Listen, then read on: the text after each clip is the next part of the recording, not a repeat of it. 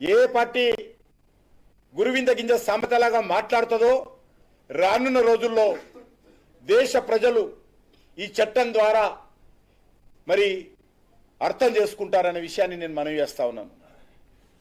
ఈరోజు కాంగ్రెస్ పార్టీకి బాధ ఎందుకు అర్థం కాదు. కాంగ్రెస్ పార్టీ అన్ని రాష్ట్రాల్లో ఒక్కొక్క రాష్ట్రం ఓడిపోయింది. ఉన్నటువంటి 3 రాష్ట్రాల్లో కూడా ఎప్పుడు ఎలక్షన్ జరిగినా భయంకరమైనటువంటి ఓటమి ఈ 3 రాష్ట్రాల్లో కాంగ్రెస్ పార్టీ భరించనున్నది. 3 రాష్ట్రాల్లో ఏ ఒక్క రాష్ట్రం గెలిచే పరిస్థితి లేదు కాంగ్రెస్ పార్టీ. దానికి ఎందుకు బాధ అని అడుగుతా ఉన్నాను. ఎవరైనా నిజాయితీగా పాలన చేస్తే జైలుకి వెళ్లాల్సిన అవసరం లేదు.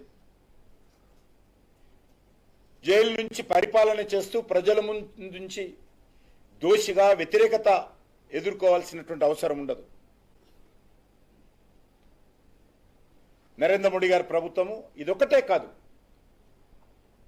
ఒక్కొక్కటి అనేక సంస్కరణలు తీసుకొస్తున్నాం. మేమేదో ప్రధానమంత్రి పదవి కావడం కోసమో అధికారంలో రావడం కోసమో మేము ఈరోజు రాజకీయాలలో రాలేదు. దేశానికి మంచి చేయాలనేటువంటి ఆకాంక్షతో ఈరోజు అధికారంలోకి వచ్చాము.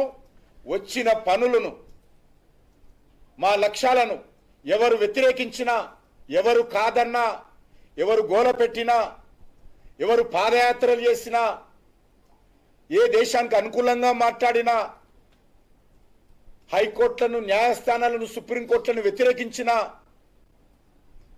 పార్లమెంటును అవమానం చేసినా, భద్రతా చర్యలను విమర్శించినా,